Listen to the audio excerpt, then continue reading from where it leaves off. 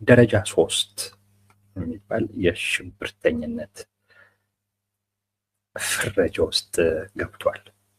ደረጃ 3 የሚባል የሽብርተኝነት ይሄ የታወቀው የአሜሪካ መንግስት ፋኖ የደረጃ 3 ሽብርተኛ ብለን ፈርጀነዋል ብሎ የአሜሪካ መንግስት አሳውቆ አይደለም። አሳውቆ ሳይሆን አንድ ሰለሞን ቦጋለ የሚባል ሰው አሜሪካን ውስጥ አሳይለም ለመጠየቅ ያደረገው ሙከራ ላይ ነው እንግዲህ ከፋኖ ጋር የተያያዘ እንቅስቃሴ አለ፣ የዛ ቡድን አባል ነህ፣ ያ ቡድን ደግሞ የጦር ወንጀል የፈጸመ ወንጀለኛ ቡድን ስለሆነ አንቀበልህም ብለው ወደ ሀገሩ ወደ ኢትዮጵያ እንዲመለስ አድርገውታል።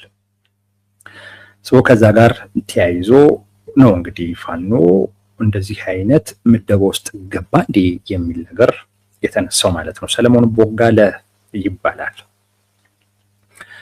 የኢሚግሬሽን ቤኔፊት ጠይቆ ተከልክሎ ዲፖርት መደረጉን ነው እንግዲህ የነገሩ እና እንደዚህ አይነት 1178 አይነት ነገሮችን ሰዎችን በዚህ አይነት መልኩ አስተናግደናል ይላል የአሜሪካ የስደተኞችን ጉዳይ የሚመለከተው ተቋም ማለት ነው። ዩኤስ ኢሚግሬሽን ኤንድ ከስተምስ ኢንፎርስመንት የሚባለው ማለት ነው። ከ2003 ጀምሮ በሂውማን ቫዮሌሽን እና ዋር ክራይም ፈጽሟል ወይም ደግሞ በዛ ሂደት ውስጥ አልፈዋል ወይም እዛ ውስጥ ተሳትፈዋል ያልናቸውን 1178 የሚሆኑ የሚታወቁ እና የሚጠረጠሩ የሰብአዊ መብት ጣሾችን እና የጦር ወንጀለኞችን ዲፖርት አርገናል ይላሉ። ከነዚህ ውስጥ አንዱ ነው እንግዲህ ሰለሞን ቦጋለ። እንዲህ 1178 ሰዎችን ዲፖርት አድርገው የሱ ትንሽ በተለየ አይነት መልኩ አደባባይ ላይ እንዲወጣ ለምን እንደፈለጉ አላውቅም። ከነ ፎቶ ነው የለጠፉት። 1-2 ወር አስረውት ነበረ። እሱ ሲናገር እንደሰማ ነው ማለት ነው። 1-2 ወር አስረውት ነበር። ያው ምክንያቱ ከፋኖ ጋር የፋኖ አባል ነው፣ ራሱን የፋኖ አባል አድርጎ ያቀርባል ነው። በተለይ ሶሻል ሚዲያዎቹን ስንበረብር ወይም ደግሞ ስንፈትሽ ራሱን የፋኖ አባል አድርጎ ያቀርባለው። የፋኖ ደግሞ በእኛ ታየር 3 ቴሮሪስት ግሩፕ ነው ይላሉ። ደረጃ 3 የሽብርተኛ ቡድን ነው እንደማለት ነው። አንዳንድ ሰዎች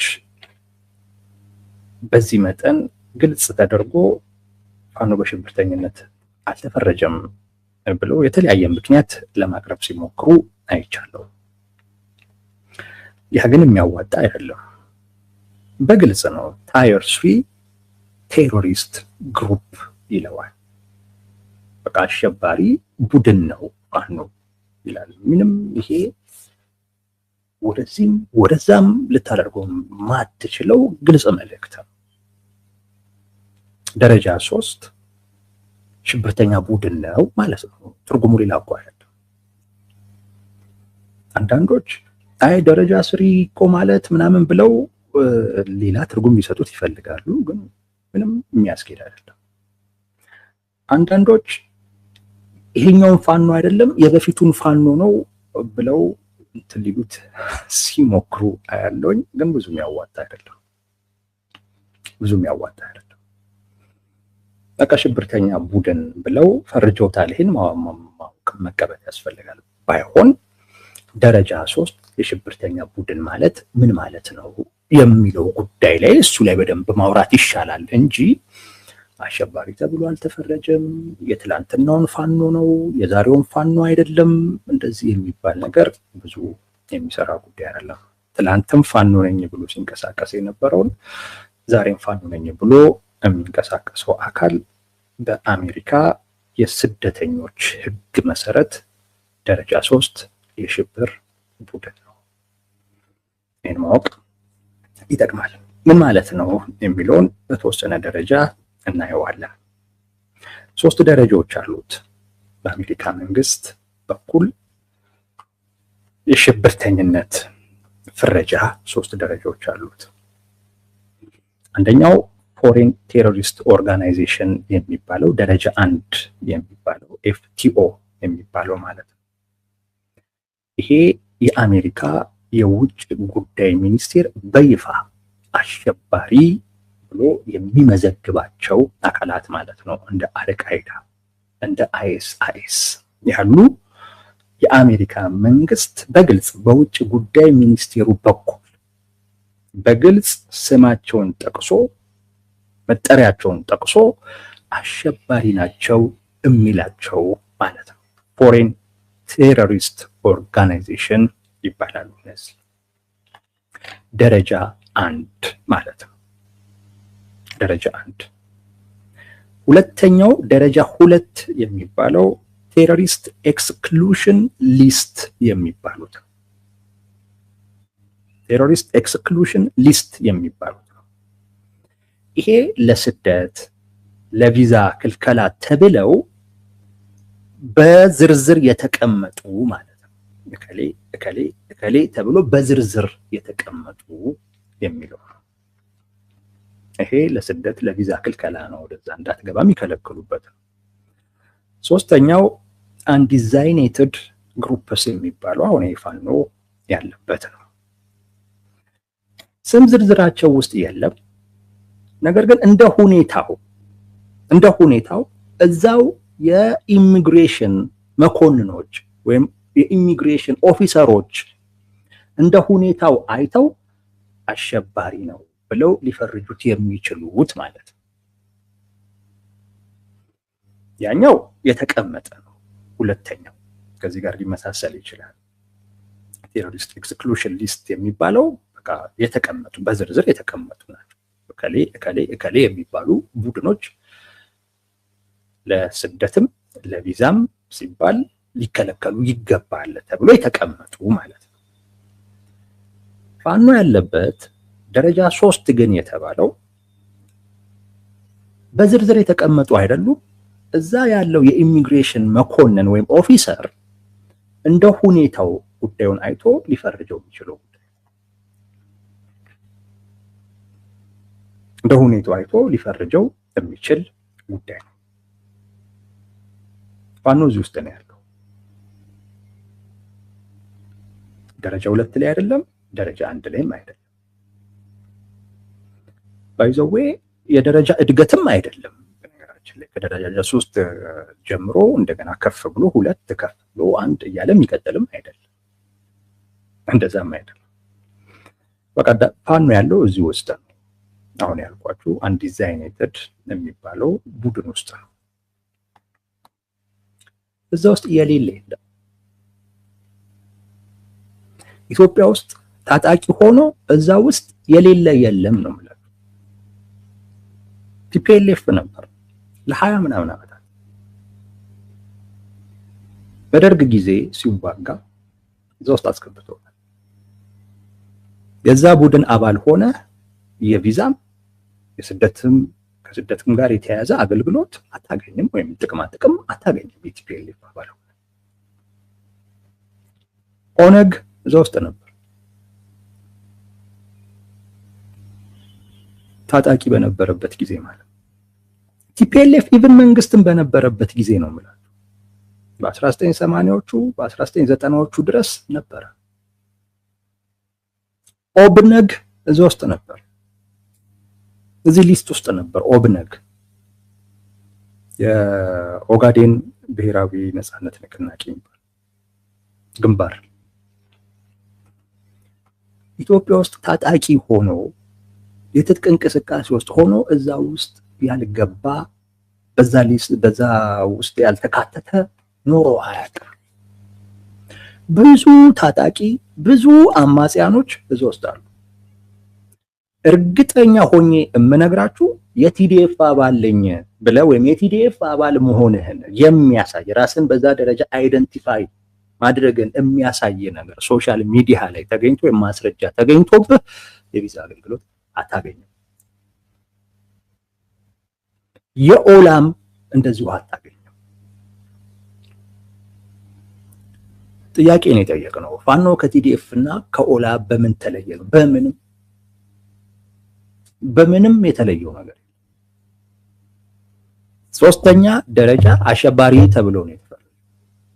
እርግጠኛ ሆኜ ነው የምነግራችሁ ቲዲኤፍ በዛ ደረጃ፣ እርግጠኛ ሆኜ ነው የምነግራችሁ ኦላ በዛ ደረጃ። እነ ህወሓት ነበሩ፣ እነ ኦነግ ነበሩ፣ እነ ኦብነግ ነበሩ። 2014 ላይ ነው እንደ አውሮፓውያን አቆጣጠር ከዛ ነገር ውስጥ የወጡት 2014 ላይ ከ10 ዓመት ምናምን በፊት ማለት ነው።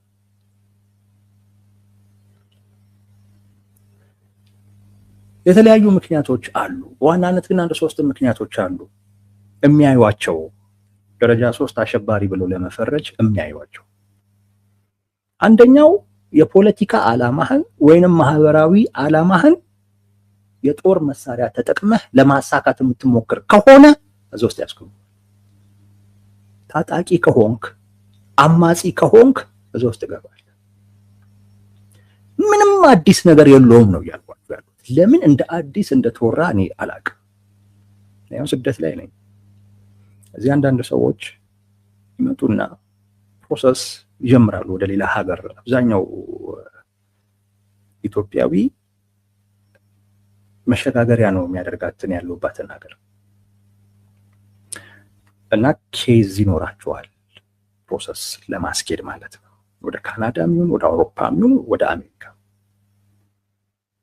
የመጀመሪያ የሚነግሩህ ነገር አብዛኛው ሰው እዚህ መጥቶ የፖለቲካ ስደተኛ ነኝ ነው የሚለው እንደ ምክንያት የሚያቀርበው የሚያዋጣው እሱ ስለሆነ መጀመሪያው የሚነግሩህ ነገር ከታጣቂዎች ጋር ምንም አይነት ግንኙነት አለኝ እንዳትል አይቀበሉ። በቃ አማጺ ውስጥ ከነበር ከዛ ጋር ንክኪ ጋር ካለ የምትጋራው ነገር ካለ እሱን የሚያሳይ ነገር ካለ አይቀበሉህም። ይሄ ግልጽ ነው የሚታወቀው። ስለዚህ ማንም ከፋኖ ጋር ግንኙነት አለኝ አሁን ለምሳሌ በፖለቲካ ምክንያት እንዲሆኛለሁ ይላል። ለምንድን ነው የሆንከው ሲባል የፋኖ አባል ስለነበርኩ ምናምን እንደዚህ አይባልም። በፍጹም እንደዛ አይባልም። በቃ ዝም ብለ አማራ ክልል ውስጥ ባለው እንትን ምክንያት ወይ ሐሳቤን ሳነሳ ምናምን ብለ ትናገራለህ እንጂ በጭራሽ ታጣቂ ቡድን አትጠቅስም። ከጠቀስክ ራሱ በጣም ነው የሚጠራጠሩት። ሌላ መረጃ ወደ ማጣራት ውስጥ ነው የሚሄዱት። ሌላ መረጃ ማጣራት ውስጥ። ስለዚህ ታጣቂ ከሆንክ አማጺ ከሆንክ እዛ ሊስት ውስጥ አለ። የፋኖ አዲስ ነገር አይደለም ልልፈልግ። እንደ አዲስ የተወራበት ምክንያት ሌላ የፖለቲካ ዓላማ ስላለው ሌላ ጉዳይ ወይም ደግሞ ብሽሽቅ ውስጥ ለመግባት ተፈልጎ ካልሆነ በስተቀር ኦላም አልኳችሁ ቲዲኤፍም አልኳችሁ እዚህ ሊስት ውስጥ አሉ። ከፈለክ ሞክረው እና ዲፖርት ስትደረግ ታውቀዋለህ።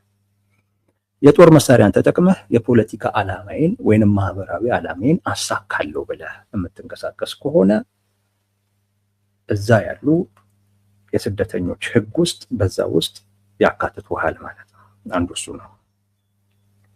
የኃይል እርምጃዎችን ከወሰድክ፣ ጥቃቶችን ከፈጸምክ፣ ለምሳሌ ማገት፣ መግደል፣ ንብረት ማውደም እንዲህ አይነት ነገር ውስጥ ካለህ ያው በነገራችን ላይ 2 እና ከዛ በላይ ከሆንክ እንደ ቡድን ነው የምትቆጠረው። እዚህ ደረጃ 3 ላይ 2 እና ከዛ በላይ ከሆንክ እንደ ቡድን ነው የምትቆጠረው። ማስፈራሪያዎች፣ ዛቻዎች ካሉ በአጠቃላይ የሰብአዊ መብት ጥሰቶች ካሉ እና ከጦርነት ጋር የተያያዙ ነገሮች ካሉ እዛ ደረጃ 3 የሚባለው የሽብርተኝነት ቡድን ውስጥ ትገባለህ። ግን ቡድን ለመባል እንዳልኳችሁ 2 እና ከዛ በላይ መሆን የግድ ነው። ፋኖ እዚህ ውስጥ ነው ያለው። በእርግጠኝነት ኢትዮጵያ ውስጥ ያለ ታጣቂ በሙሉ እዚህ ሊስት ውስጥ አለ። እዚህ ሊስት ውስጥ አለ እና እንደዛ አልተባለም ሽብርተኛ አልተባለም ማለቱ ለምን እንደሚጠቅመን ያልገባኝ። ትላንትም የነበሩት ታጣቂዎች እዚህ ሊስት ውስጥ ነበሩ። ዛሬም ያሉ ታጣቂዎች እዚህ ሊስት ውስጥ አሉ። በዚህ ደረጃ 3 በሚባለው ጉዳይ ያስተናግዷቸዋል እንጂ ፋኖ የተለየ ነገር ስለሰራ የተለየ ነገር ስላደረገ አይደለም። የስደተኞችን አገልግሎት ለማግኘት ፈልገህ እዛ ከሄድክ እና ከዛ ጋርም በተያያዘ ፍተሻ ሲደረግ ከታጣቂዎች ጋር ከአማጺዎች ጋር እንቅስቃሴ ካለህ በዛ ደረጃ ትታያለህ ለማለት ነው። እና ፋኖ ምንም የተለየ ጉዳይ የለው። ሁለት ጉዳዮች ላይ ግን ሀሳብ መስጠት እፈልጋለሁ። አንደኛ የብልጽግና ሰዎች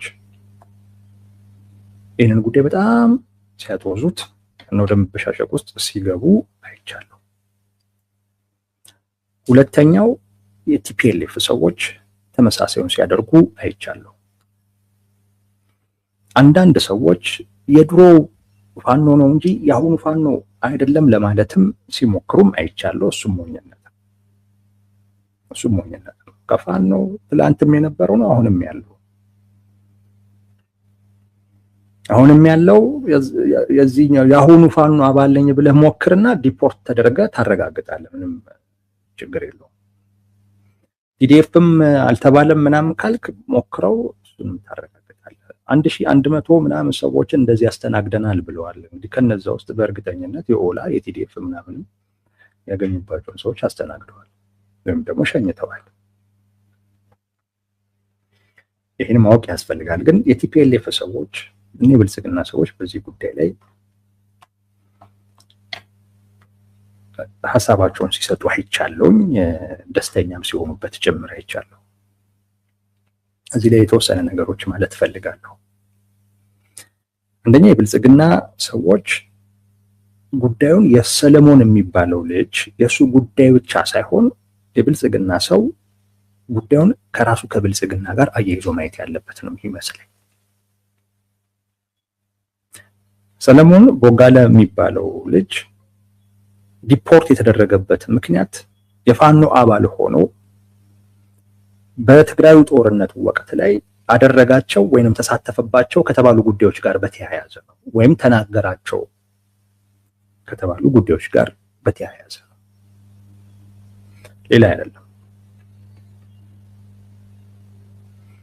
ይሄ ማለት ጉዳዩ በቀጥታ ብልጽግና ይመለከታል። ሰለሞን ቦጋለ ሰብአዊ መብት ጥሰት የፈጸመ ወንጀለኛ የጦር ወንጀለኛ ነው ከተባለ ይሄ አባባሉ ሙሉ በሙሉ ለብልጽግና የሚሰራ ነው። ብልጽግና እንደዛ እንደውም ከዛም በላይ ነው ማለት ከዛም በላይ ነው። ያን ጦርነት የመራው በዛ የጦርነት ሂደት ውስጥ ብዙ ነገር ሲሉ የነበሩት የብልጽግና ሰዎች የብልጽግና ባለስልጣናት ናቸው፣ ሌላ ማንም አይደለም።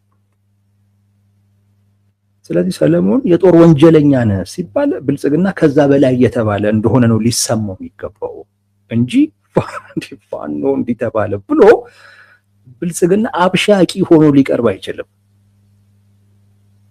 በፍጹም ሊቀርብ አይችልም። እንደዛ ጉዳዩን የፋኖ ብቻ አድርጎ ሊያየው አይችልም። በዛን ወቅት እኮ ፋኖ ብልጽግና ማንድ እኮ ናቸው። እንደውም ፋኖ ተከታይ ነው፣ የጦርነቱ ባለቤት ብልጽግና ነው። ስለዚህ ብልጽግና ነው የጦር ወንጀለኛ ነህ እየተባለ ያለው ብልጽግና ነው። እንዴት ሆኖ ጉዳዩን የፋኖ ጉዳይ ብቻ አድርጎ አብሻቂ ምናምን ነገር ለመሆን እንዴት እንደቻሉ ያላቀ እንጂ በግልጽ እነሱን የሚመለከት ጉዳይ ነው። ከዛ በላይ የተባለ ነው ብልጽግና። ስለጊዜው መንግስት ስለሆነ ነው የአሜሪካ መንግስት ግንኙነት የሚያደርገው እንጂ ሰለሞን ቦጋለ ወንጀለኛ የተባለበትን ጉዳይ ብልጽግና ከዛ በላይ ሆኖ የፈጸመው። ሰለሞን ቦጋለ የሚባለው ሰው የጦር ወንጀለኛ የተባለበትን ጉዳይ ብልጽግና የፈጸመው ጉዳይ እንደዛ ነው ማየት የሚያስፈልገው። ይሄ የሰለሞን ጉዳይ ብቻ አይደለም። አብዛኛውም በዛን ጦርነት ወቅት ላይ ጦረኛ የነበረው አካል በሙሉ በዚህ አይነት መልኩ ነው የሚታየው።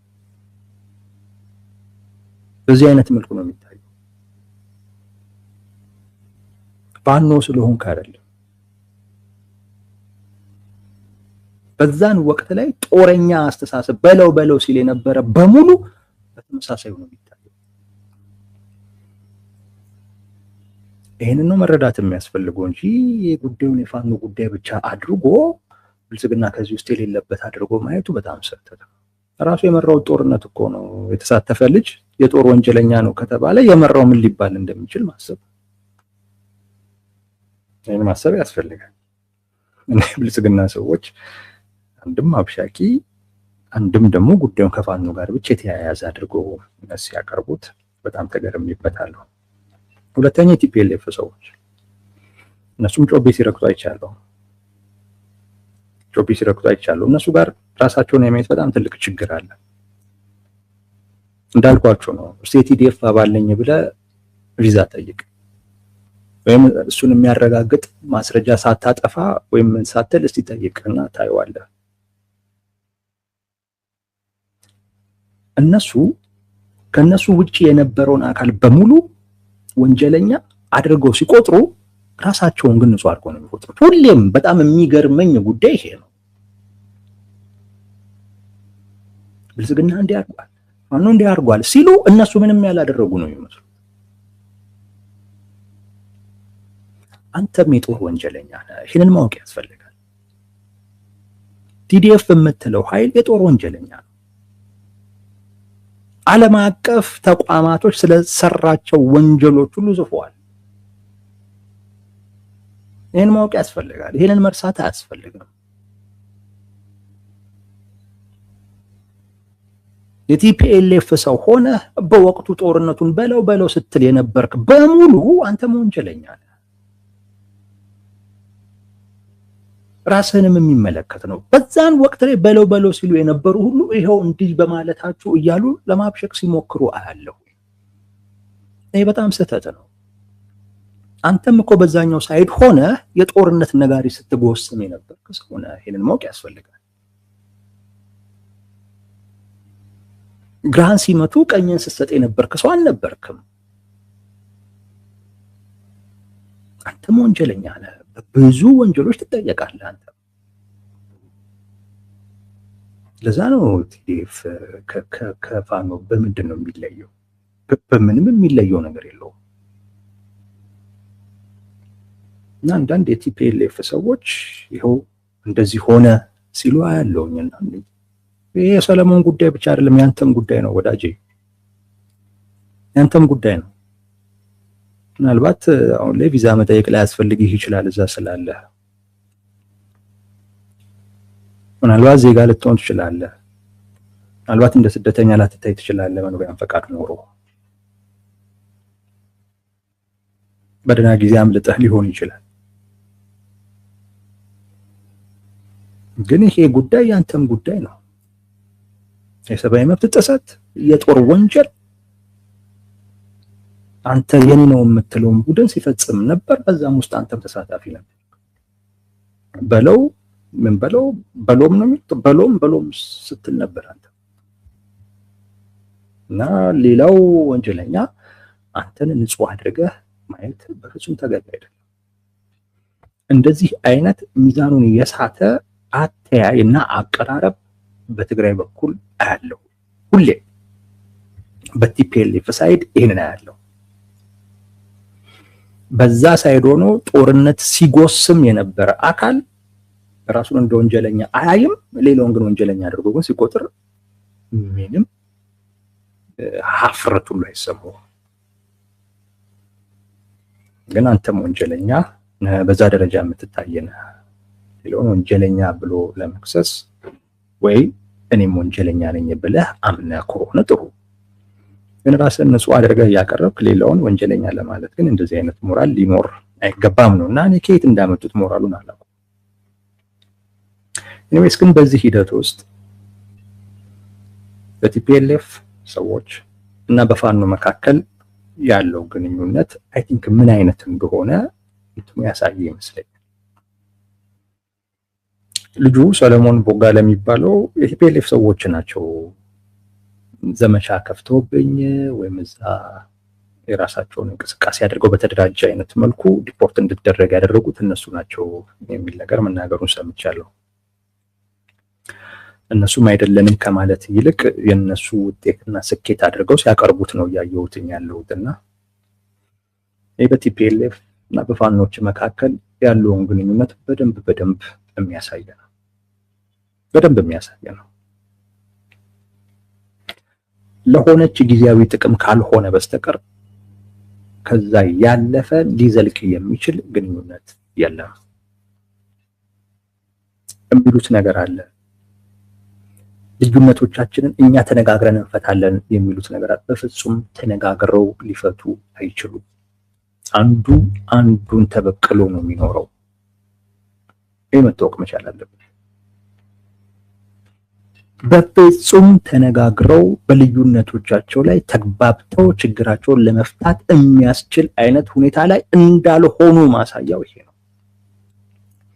አንዳንድ ሰዎች ስጋት ውስጥ ገብቷቸው ነው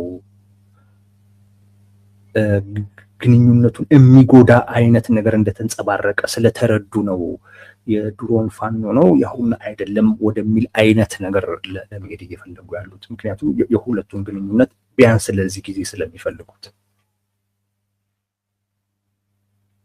በደንብ ግንኙነቱን ያለበትን ደረጃ የሚያሳይ ለመበቃቀል ካልሆነ በስተቀር ተነጋግረው ችግራቸውን ለመፍታት የሚያስችል አይነት ፖዚሽን ላይ አይደሉም። ይሄን ከልብ አይደለም ግንኙነቱ። ለሆነች ጊዜ ለአንዳቸው አስፈላጊ ሆኖ ስለተገኙ ብቻ ለዛች ብቻ የፈጠሩት አይነት ግንኙነት እንጂ ከዛ በላይ በሁለቱ መካከል ያለውን ልዩነት መፍታት የሚያስችል ከዛ በላይ ደግሞ ሲያልፍ ሀገርን ደግሞ ሊያሸጋግር የሚችል አይነት መግባባትም ሊኖራቸው እንደማይችል የሚያሳይ አጋጣሚ ነው። አንዱ ሲደሰት አንዱ በአንዱ መሄድ ወይም ዲፖርት መደረግ ላይ ሲደሰት ካየህ እነዚህ አካላት የጋራ የሆነ ነገር የላቸው። ኢንዌስ ይሄንን ነው የሚመስለው። ፋኖ ደረጃ 3 የሽብርተኛ ቡድን ነው የተባለው በእርግጠኝነት ቲዲኤፍም ይሄንን ነው፣ ኦላም እንደዚሁ ነው። ህወሓት ከነበረው ኦነግ ከነበረው ኦብነግ ከነበረው አሁንም ቲዲኤፍ ከሆነው ኦላ ከሆነው የተለየ አይደለም የፋኖ ብላችሁ ፈልጌ ነው።